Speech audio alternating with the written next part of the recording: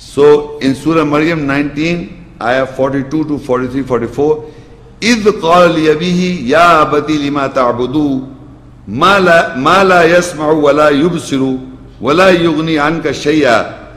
When he, Ibrahim, said to his father, "O my father, why do you serve those who do not listen, who do not have insight, and they cannot enrich you about anything?" Further, Ibrahim said, "Ya abati inni qad ja'ani min al-ilm ma lam yatika fattabi'ni ahdika siratan sabiyya." Surely, O my father, without doubt there has come to me from the knowledge what did not come to you. So follow me, I will guide you on an even way. Ya abati la ta'budu shaitan.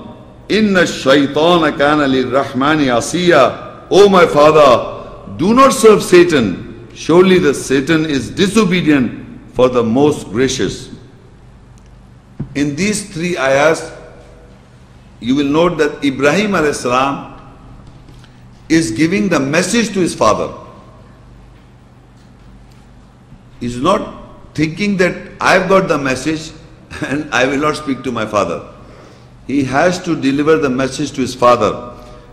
And he says to his father, "Why do you serve those who do not listen and do not have any insight? Why are you listening to them? They cannot enrich you of anything." This, he said it, okay. But then he reasons out. He reasons out, "Surely, O my father, without doubt there has come to me from knowledge of what you did not, from the knowledge, what did not come to you, that did not come to you. So follow me, I will guide you." Since he had received the knowledge of the ayahs, or Allah's message, that is why he is saying, "I have received the knowledge which did not come to you." Then only you can deliver the message. When you say something, then you have to say you got the knowledge. And once you got the knowledge, then you have to share it. If you don't have the knowledge, if you don't believe it, then you cannot share it. And if you think you have understood, you are not sharing it. You have to share it in a nice manner. Then further he said, "Oh my father, do not serve Satan. Surely the Satan is disobedient for the most gracious." Then he said that Satan is I told you, the basic enemy is the Satan, the shaitan. Because he makes sure he creates disharmony, he creates disunity, he is basically involving and creating corruption in the land. So further Ibrahim said, "Ya abati inni akhafu an yamassaka adabun min ar-Rahman fatakuna lish-shaytani waliya." O my father, surely I fear the punishment touches you from the most gracious, so you will become a protector for Satan. So Ibrahim alayhi salam is telling his father that the punishment of Allah will touch you from the most, if you will become a protector of Satan. Because what is protection? The protection, if you want to protect me, you will take a stand for me. I'm just giving an example. If somebody says something wrong about me, you will take a stand. No, Mama Sheikh is not like that. You are taking a protection. You are giving your arguments to protect me. Similarly, you protect Satan. So he's saying you will protect Shaitan. And once you protect the Shaitan, I'm afraid that the punishment of Allah will touch you. Now, this son is talking to his father. The son is talking to his father. Now, Ibrahim alayhi salam, father, reacted or replied, "Qala araghibun anta alihati ya Ibrahim la illam tantahi la arjumannaka wahjurni maliya." Ibrahim's father said, "Do you detest, dislike about my gods, O Ibrahim? If you do not stop, I will definitely stone you and leave me alone for a long time." Now, in the answer to all this advice or the message given to him, Ibrahim's father said, "I will stone you." if you do not stop, if you have detest or disliking to my gods, to whom he were believing. He said, I will, if you detest them, you dislike them, my gods, I will stone you. And further he said, leave me alone for a long time. And another place in the Quran, he said, I'll throw you in the fire. And he finally throws him in the fire. Ibrahim Islam was thrown in the fire by his father. How any son would have that much courage to face his father by delivering the message? Who has got that courage? First, he has to deliver the message in the righteous manner. How can he? He has to ask him to read the ayahs. These ayahs, the very ayahs I am reading. You don't open your mouth. Shut up your mouth. Ask him to read this ayat. You see, the moment we start talking in our own languages. We have to speak the ayahs translated, or they read it, or you translate and read it for them. And father, when he gets so angry that he says, I will stone you or leave me alone. Or I'll stone you to death, or I'll put you into the fire. That is the last stage. Till that you can't say, I am taking the message, I'm not discussing because of mushrik. You have to deliver the message if you understand and believe. So what Ibrahim said, after he said, if you do not stop, I will definitely stone you or leave me alone for a long time, or he said, I'll throw you into the fire. The reply of Ibrahim Islam is very beautiful. Qala salamun alayk. Sa'astaghfiru laka rabbi innahu kana bi hafiya. He said, peace be unto you. Soon I will seek forgiveness from my Lord. Surely he is affectionate with me. He didn't fight. He didn't roar. He was not arrogant. You know, children speak to their fathers in an arrogant, that I am right, the Quran is right, I am right. No, not that way. He was like this. He said, peace be unto you. Soon I will seek forgiveness from my Lord. Surely he is affectionate with me. This is very important. We should take a lesson. In spite of the fact, he said, I will stone you. Meaning this, he must have not said very lightly. The way you can imagine how he would have said, I'll stone you, or I will throw you into the fire. How he would have said. And how is your reaction is that he said, peace be unto you. Salamun alayk, to a mushrik father. You say he's not a Muslim, don't say salam. To Ibrahim Islam is salamun alayk to his father. You say we people have got our own religion. In spite of the fact when he says salamun alayk to his father who's a mushrik, and then he says, Astaghfiru laka, I will seek forgiveness from my Lord, and surely he is affectionate for me. And then in Surah Shura 26:86, Waqfil li abi, innahu kana min ad-dallin, and forgive my father, surely he was from those who astray. In spite of the fact his father was astray, a mushrik, he asked forgiveness for his father. But was it accepted? It was not accepted. The conclusion is the father was righteous, his father was wrong, Ibrahim is his father. And from the mushrik genes, the biggest prophet, or one of the greatest prophet, Ibrahim was born. So it's not Noor transferring from this Noor transfer to this, and Noor transcend to this, Noor is all here today. In the Quran, it's completely break. Ibrahim al-Islam was righteous.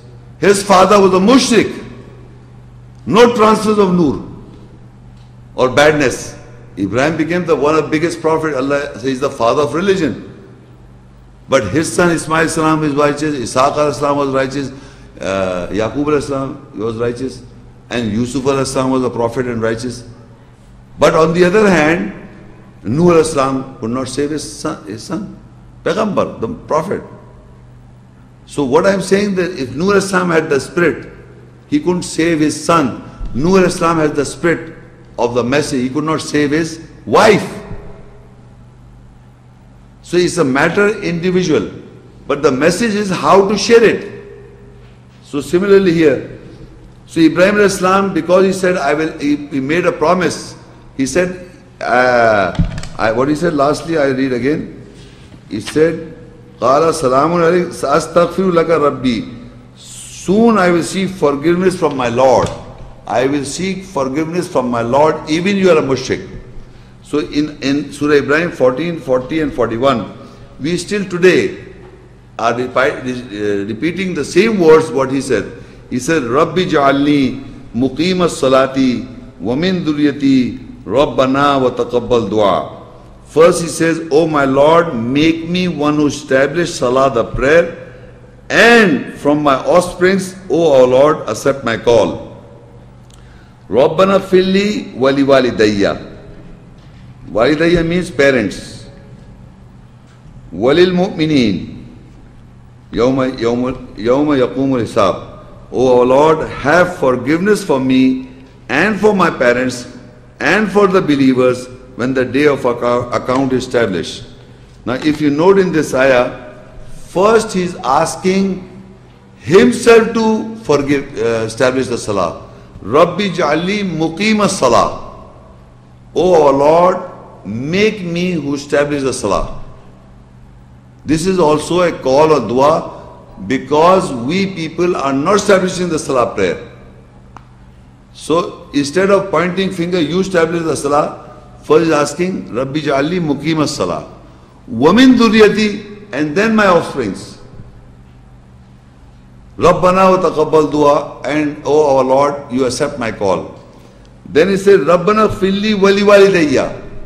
Oh our Lord, make my parents, forgive them my parents. And one of the father, we know that he was a mushrik. I don't know about the mother, is not mentioned. Ibrahim's mother is not mentioned in the Quran, but of course, whatever religion belong, but he's asking forgiveness for their parents. See, Nuh alayhi salam's parents is not mentioned. He's asking forgiveness for the parents. Ibrahim alayhi salam is also asking for their parents. So remember, in spite of that, all the enmity or the badness your parents would have done, you have to ask forgiveness. This is the sunnah and the practice of Ibrahim. You have to deliver the message nicely in the manner as Allah says in the Quran, and then you have to ask forgiveness for your parents, as Ibrahim alayhi salam asked, and in the prayers.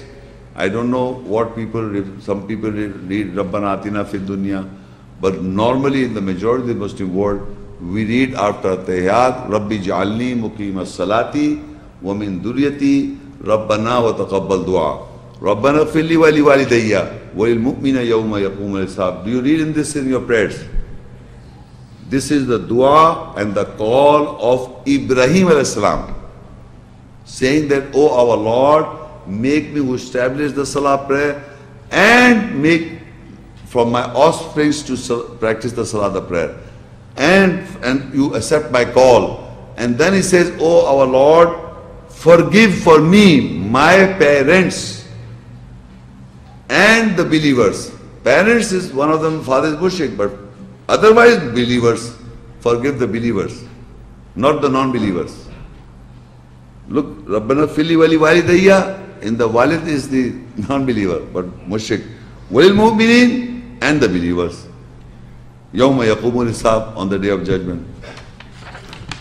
Then in the relation between father and son, there is one more request of Yusuf alayhi salam's brothers had done something wrong with Yusuf alayhi salam. They threw him, there's a whole narration. So after the sons realized, they said to their father, they threw the son in the well. These brothers of Yusuf alayhi salam threw the son in a well. That's the narration in Surah Yusuf. And they lied to their father, and their whole narration is there. So when they realized that we have done wrong, so they said to their father, Surah Yusuf 12, 97 and 98, قَالُوا يَا آبَنَا اسْتَغْفِرْ لَنَا ذُنُوبَنَا إِنَّا كُنَّا خَاطِئِينَ قَالَ سَوْفَ أَسْتَغْفِرُ لَكُمْ رَبِّي إِنَّهُ هُوَ الْغَفُورُ الرَّحِيمُ. They said, O our Father, seek for us forgiveness for our sins. Surely we are the ones who commit mistake. He, that is Yaqub, said, soon I will seek forgiveness for you from my Lord. Surely He, Allah, is the oft-forgiving, most merciful. Yusuf al-Islam had brothers. They were jealous of Yusuf al-Islam, so they threw Yusuf al-Islam in a well. And they lied to their father that the wolf have eaten Yusuf al-Islam. That's the narration. So after this whole narration, and after that Yusuf al-Islam was right, and they came to know everything was all right, so they were guilty, so they wanted to ask forgiveness from Allah and to their father. So they said to, so we say, we say to each other, you ask for forgiveness. Have you heard this? Muhammad Shaykh, you ask for forgiveness. We also pray, you also pray. There are people to say. So you can say, but remember, you can say only when you are doing right. His father knew that their sons did commit a mistake, they repented, they amended. Now they are asking, قَالُوا يَا أَبَنَا اسْتَغْفِرْ لَنَا ذُنُوبَنَا إِنَّا كُنَّا خَاطِئِينَ. They are accepting their mistake. Not that I am doing same thing wrong again and you are asking me, you pray for me. It is not like that. These brothers, they said, our father, seek for us forgiveness for our sins. Surely we are the ones who commit mistake. We have committed a mistake. That is why they are asking. So further, for that, Yaqub al-Salam said, قَالَ سَوْفَ أَسْتَغْفِرُ لَكُمْ رَبِّي إِنَّهُ هُوَ الْغَفُورُ الرَّحِيمُ. He said, soon I will seek forgiveness for you from my Lord. Surely is Allah the forgiving, merciful. So what is the end of this whole lecture is that both parent and children, both have done mistakes. By parents' first mistake, by bringing them up in the nearness of Allah as a believer, they have done mistakes, and I have done, everybody does mistakes. What is the amendment? We should know. And the son are also committing mistakes. Both the children, parent-children relationship, if you load, both are doing wrong. Mostly because both of us are in contact by the shaitan. It is always, you see, you do not come to know what is the truth and reality of until you do not know, and you are not inspired or you are not motivated. Even if you know, the Quran says that, the whole world is not practicing. You see, the majority of the people are not following the Quran. So you are left all alone. So you say, why should I do when nobody is doing it? I'll be singled out somewhere. So it is your own responsibility to take up the message, and then you amend yourself first, and once you have amended or corrected maximum, then you try to share with people. Your parents, children, relatives, family members, everywhere. And since this is the topic was parent-children relationship, then you must have that kind of relationship.